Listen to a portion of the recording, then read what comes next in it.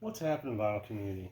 Good morning, good afternoon, or good evening, wherever you guys are when you're watching this.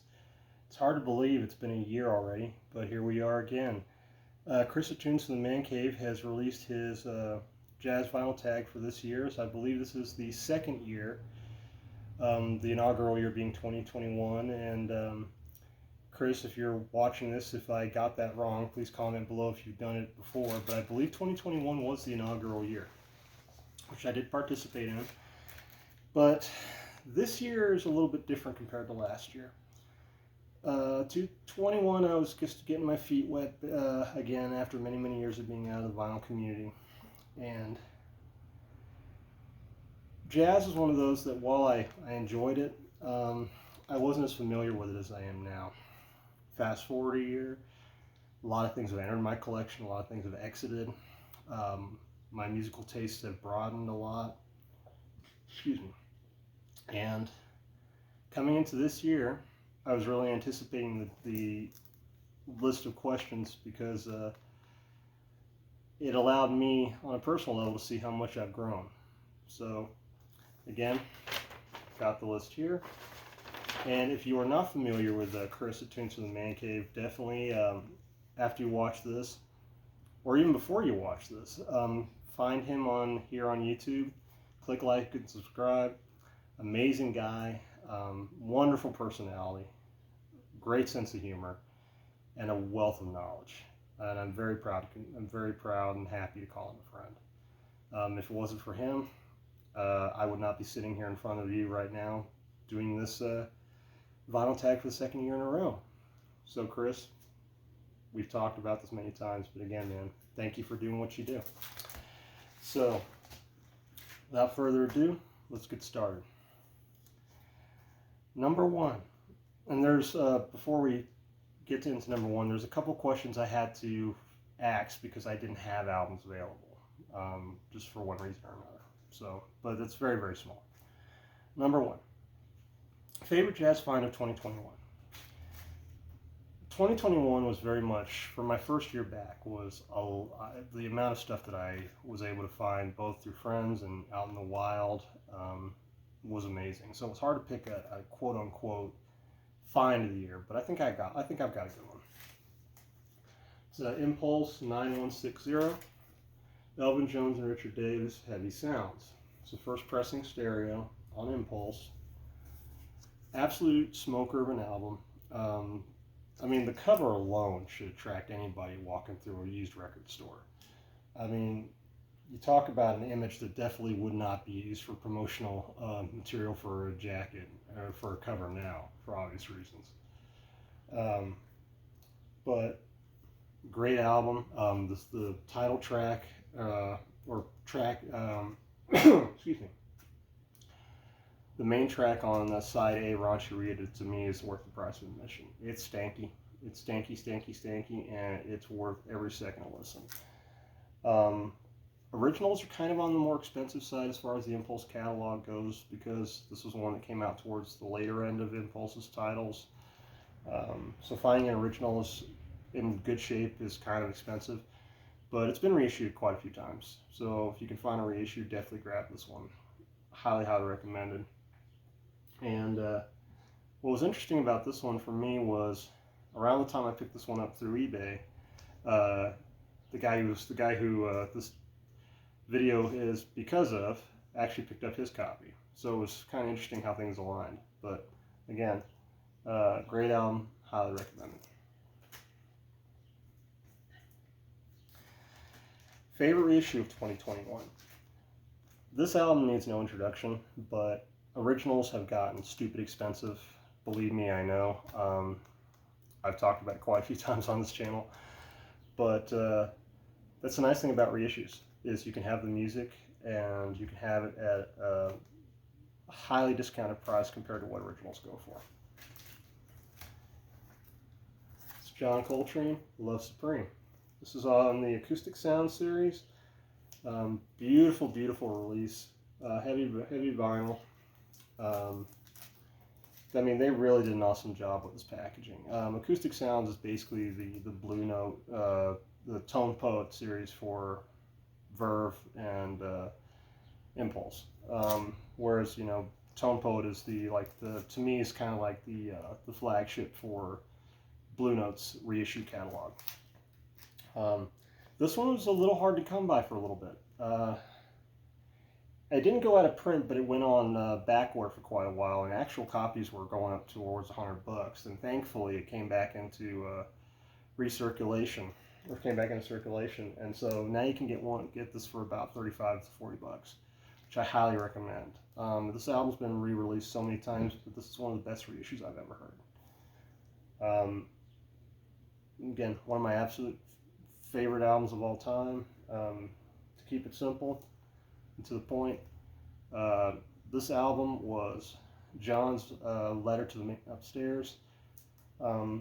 Basically, his thanks for guiding him, and it's an amazing album. And like I said, I could spend all days talking about this album alone, but great album, and highly recommend you find this reissue if you can. Number 3, favorite new jazz release of 2021. So this one is actually one that I missed on the initial drop for RSD, and I actually found it earlier this year during my trip to North Carolina. This is Nubia Garcia, Source Equals Our Dance. Again, record store day release. Great album. All her stuff is amazing. It's got a good blending of styles. Some of it's vocal, some of it's not. Some of it tends to lean towards more of the Latin kind of style, in my opinion. But all her stuff is amazing, and definitely keep an eye out for it. If you can find it, you will not be disappointed. I highly recommend this. If you can find this one, pick it up, but any of her stuff, any of her releases, definitely grab.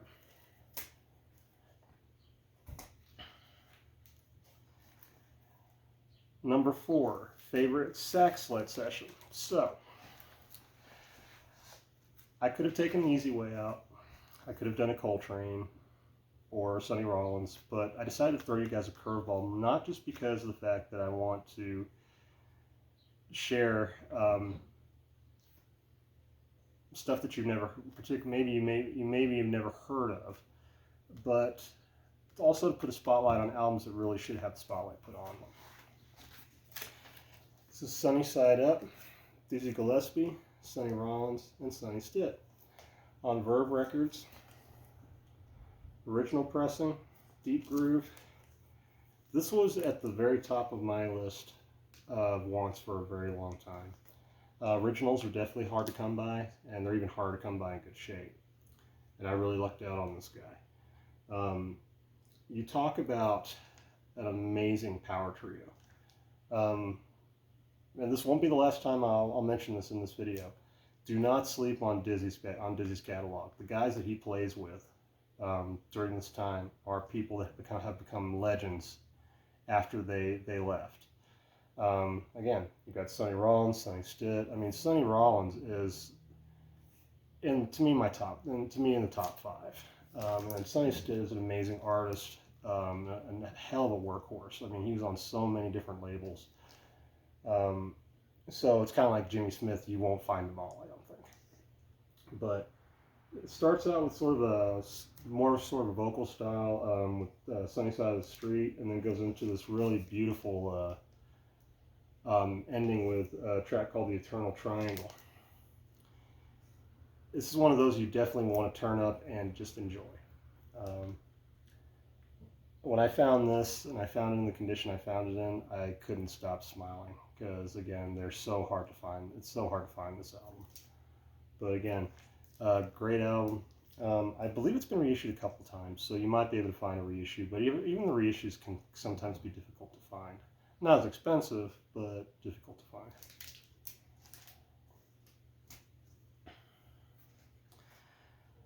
Favorite guitar-led jazz session.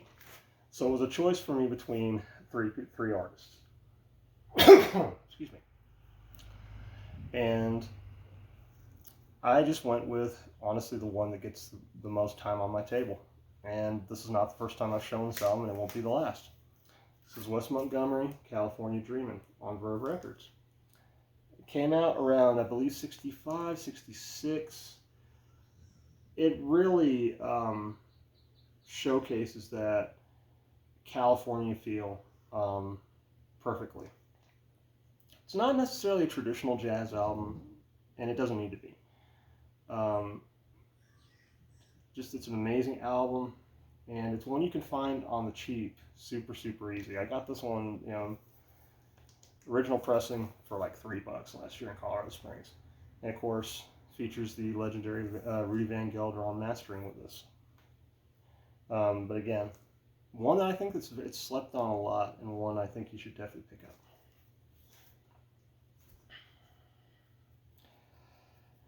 Piano-led jazz session. So continuing on the Verve train, I chose it was a hard one because I wanted to go with Monk originally, but I felt this album needed to be showcased as well. This is a Bill Evans, A Simple Matter of Conviction on Verve.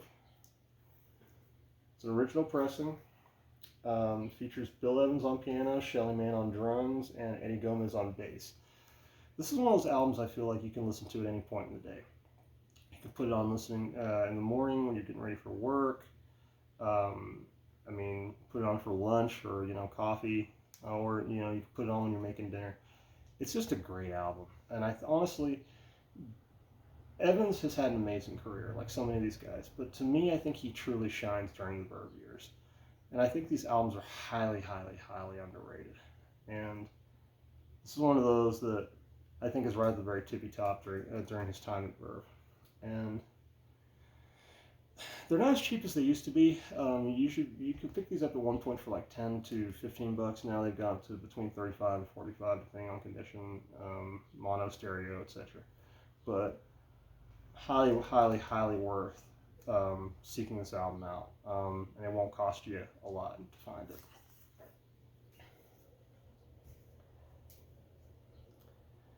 Organ-led jazz sessions. So I decided this time around to choose a new guy, but he's already made a huge name for himself in a very short time. This is Delvin Lamar Organ Trio, I Told You So. This is just an amazing freaking album. I believe it came out last year. It's loud, it's funky, it's stanky, and it's just a great album.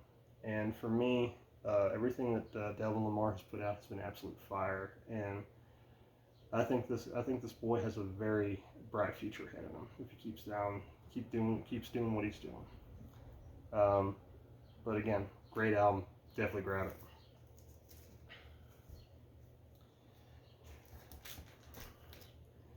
So I had to skip over question number 9, which is trombone-led jazz session. I didn't have anything on trombone. Probably not going to be the only one that's going to say this, but that's a difficult one. But I'd like to, but unfortunately I don't have anything. Number 10 was sort of hard because I just gave you another one, one that I would have used for that, so I'm going to have to skip that one. But I think that's going to be it for the skipping for now. Jazz fusion record, question number 11. This is as close as I get to a jazz fusion record, and it's just because of the fact that you've got a lot of different blendings of styles with the people that participated. So I had to fudge it a little bit. Excuse me. This is Blue Note 4097, Art Blakey and the Afro Drum Ensemble, The African Beat. This album is absolutely freaking amazing. I've talked about it before, and it won't be the last time. Due to my upbringing, where specifically my mother came from, I was exposed to a lot of different music, and when I was very young, I was exposed especially to a lot of African influenced music.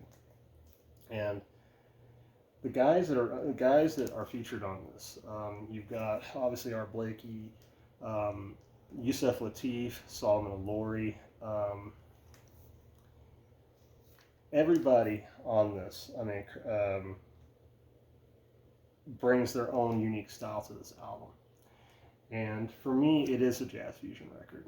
I know it's probably not in the traditional sense, but to me, it is a fusion because of, a fusion is a mixture of things being brought together to form one solid mass. And to me, that describes this album perfectly. But it's original mono pressing. And another reason why I wanted to feature this is because this was a gift from a good friend of mine and the person who is responsible for why I'm doing this video. Chris mentioned this before, Bud, but again, I can't thank you enough for finding this for me. It's been bringing me a lot of joy, and it will continue to bring me a lot of joy. So again, thank you. And on a final note on this one, you can find reissues of this. It's been a little bit since it's been put out, but originals can be kind of not super spendy, but they're 150, $200, that kind of thing. But it's been reissued a few times, so definitely grab this one if you see it in the bin at your local record store.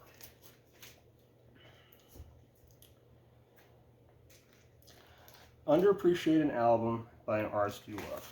Well, for me, it was a no-brainer. Max Roach, Drums Unlimited on Atlantic. This is an original stereo press. This album to me is less about the actual being an actual album and more about Max teaching us a music lesson on tape. It's very much an album that showcases a lot of different styles of his ability. Some soft moments, some really loud in your face moments, and he's had an amazing career. But to me, I think the Atlantic stuff is very much slept on. And this is one of those.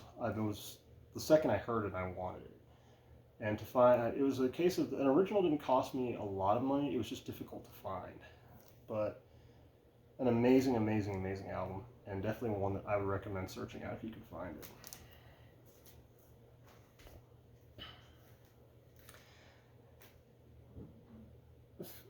Favorite live jazz album. Well, this one, it might be considered somewhat of a live album, but I think it fits the bill. And it's not the first time I've showcased this artist either. Dizzy Gillespie, Dizzy in Greece on Verve Records. An amazing live session and a live album for more than one reason. While the lineup is not really mentioned here, and I'll get to it in here in a second, I did want to actually share with you briefly a little snippet from the back of the album jacket. The band reached its peak musically and diplomatically in Athens, where it out-rocked the rock-throwing Greek students. John Dizzy Gillespie and his ambassadors of jazz arrived just after the riots of May 1956. The anti-American feeling was intense. Right or wrong, the Greeks felt that the United States should have helped them take Cyprus back from the British. Newspapers were asking why the Americans were sending jazz bands instead of guns. And the opening concert was staged for the same students who threw rocks at the windows of the United States Information Service. It was a tense moment, and the students jeered as the band started to play.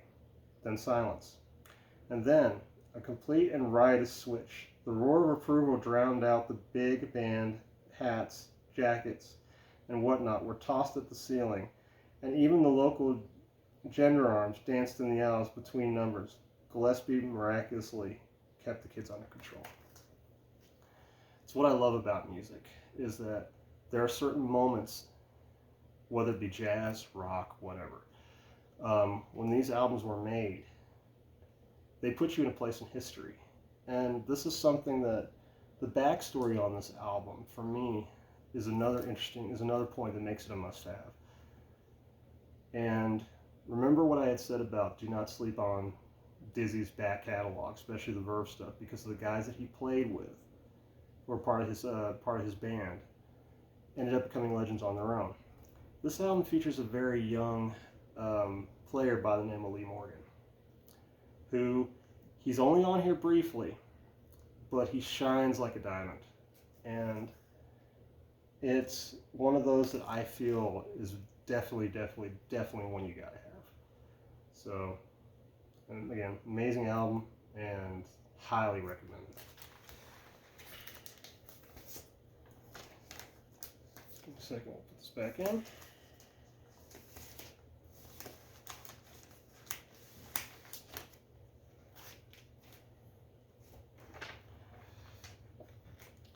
Supergroup jazz album. Well, to me, this lineup is a supergroup.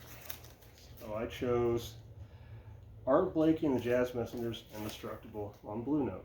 It features Lee Morgan, Curtis Fuller, Wayne Shorter, Cedar Walton, and Reginald Workman, as well as the legendary Art Blakey. This album is absolutely amazing. Sadly, this is not an original. I actually sold my original to a good friend of mine, but he still let me keep the music, so he sent me his reissue as part of it. So I still have the music. But this album is absolutely amazing. Like, everything on this lineup is absolutely amazing. And it's one of those that I highly recommend you find. Whether it be an original, if you can afford an original, or a reissue. This is right getting towards about the time where Blue Note was sold to Liberty Records. So while it was sort of getting towards a transitionary time, the quality never dropped. So again, highly recommend you find this album. Favorite artist album as a sideman? Well, this artist has been featured on a lot of different albums, but I chose this one because it's one of my absolute favorites. This is a Blue Note 84152, Joe Henderson, Our Thing. And the reason why I chose this is because it features Kenny Dorham. Kenny has been a sideman on a lot of different albums, as well as leading a lot of his own sessions. But the Joe Henderson's, this particular album is one of those that I feel needs to get the spotlight put on, because apart from being an absolute amazing album, Dorham really shines on this album, in my opinion. This is a second stereo press. Joe Henderson's Blue Note stuff is very difficult to find, very expensive to find original pressings of, and in good shape. It's very hard to find the trifecta, if you will. Found this one through a shop in Colorado Springs, and this is my forever copy unless I can run into an original. But great album, and highly recommended.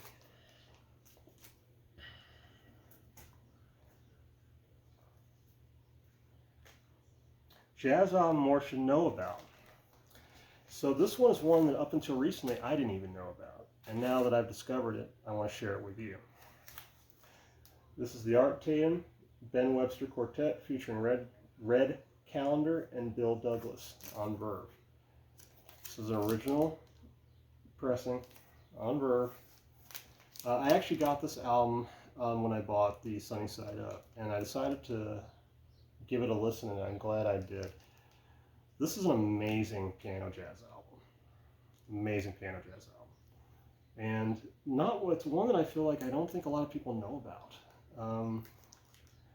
Verve is one of those that there's a lot of artists, there's a lot of albums that are so-so, but there's some absolute gems on their in their back catalog, and this is definitely one of those. I don't know how hard they are to come by. I don't know how expensive they are. But if you can find this album and it's in your local shop and it's not beat up, definitely grab it. You will not be disappointed. I wasn't.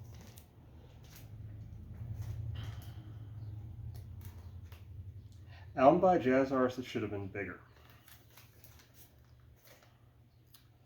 Going back to Atlantic. The Max Roach Trio featuring the legendary Hassan on Atlantic. This is actually a first UK pressing, which is super clean. And actually, it's one of those, Hassan's one of those artists that there's not a lot really known about him.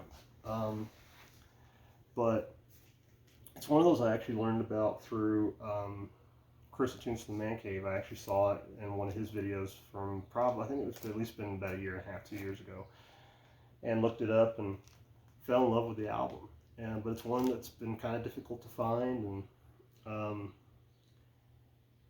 expensive, especially for an Atlantic album. Which, I mean, nothing to take away from Atlantic, but when you talking about spending a couple $100 for an album, you think you're going to be spending it for an Impulse or a Blue Note or something like that. Not Atlantic. But this came out in 1965. An absolutely amazing session. And if you can find this one, definitely grab it. U.S. pressings are usually around $100. This one I got at an amazing deal, but the UK pressings are usually around $200 to $250 from what I've seen. But this album is near mint.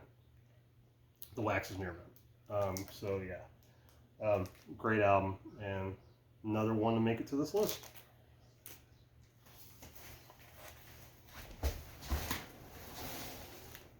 Hang on one second, guys.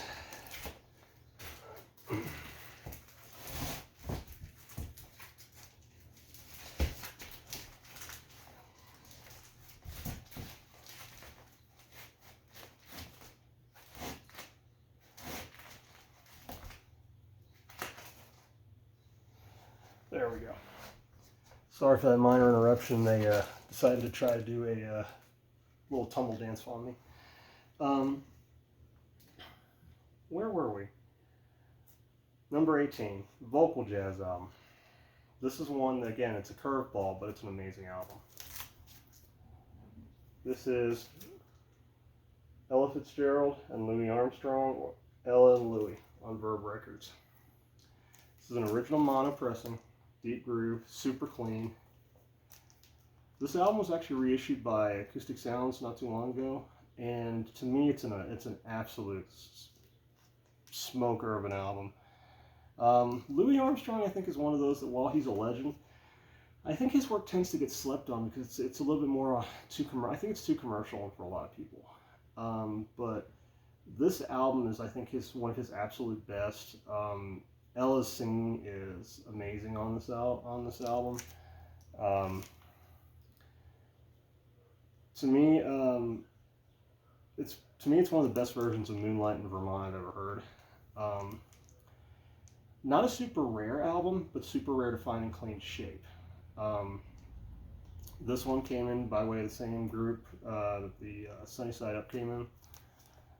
They all came out of one person's collection that he took really good care of his albums, and it shows. But an incredible album, beautiful album, and definitely one I would maybe not go for an original, but definitely pick up the Acoustic Sounds reissue. Again, definitely grab it.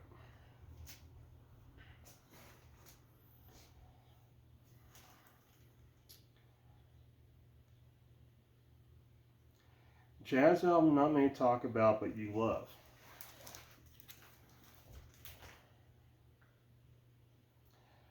This one is one that I actually picked up through Dylan at Noble Records when I was there a few months back. Again, on the same spectrum as a lot of the other releases. This one particular label. It's all right. Wynton Kelly's Trio. It's too much.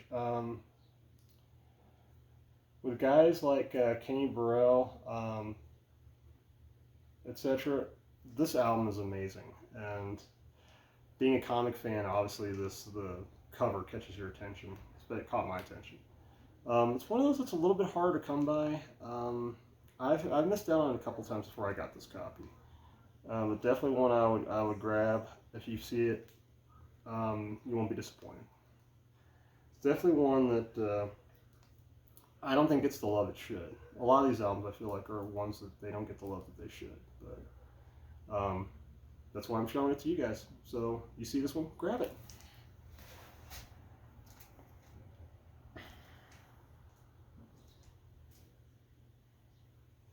Let's move that over here.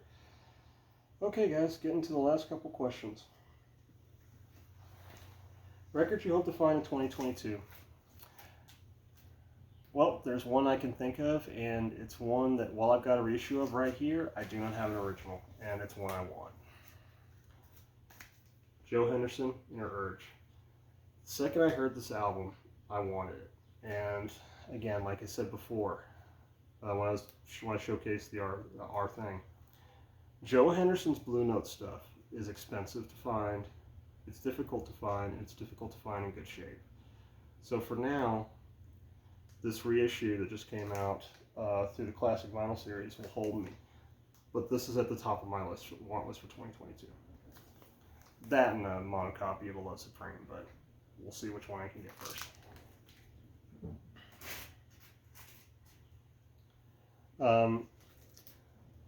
21 release you're looking forward to in 2022. Again, don't have a picture of it, but the Elmo Hope Sextet Informative Jazz. It's a rare album to come by. An original pressing of super expensive, but it's been being re-released, or it has been re-released this year, and that's one I definitely want to grab here coming up. And the final one is kind of a silly one, but it's if your house is on fire and there's only one album you could grab, what would it be? Well, obviously, I'd make sure that my family and my pets were taken care of first. But if there was one album I could grab, basically everything was on fire, and I was running out I was gonna jump through the window and just said screw it. I gotta go with this one. John Coltrane, A Love Supreme. This is my original stereo press. This album has brought me so much joy, and it's continuing to bring me so much joy. The only way I would ever let this album go is if I found the original monopress. And even then, I'm not so sure. It took me a while to find a solid VG Plus copy of this album.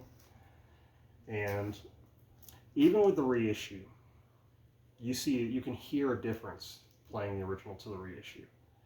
As good as the mastering is on the acoustic sounds, to me, if you're comparing it to an original, it doesn't hold a candle.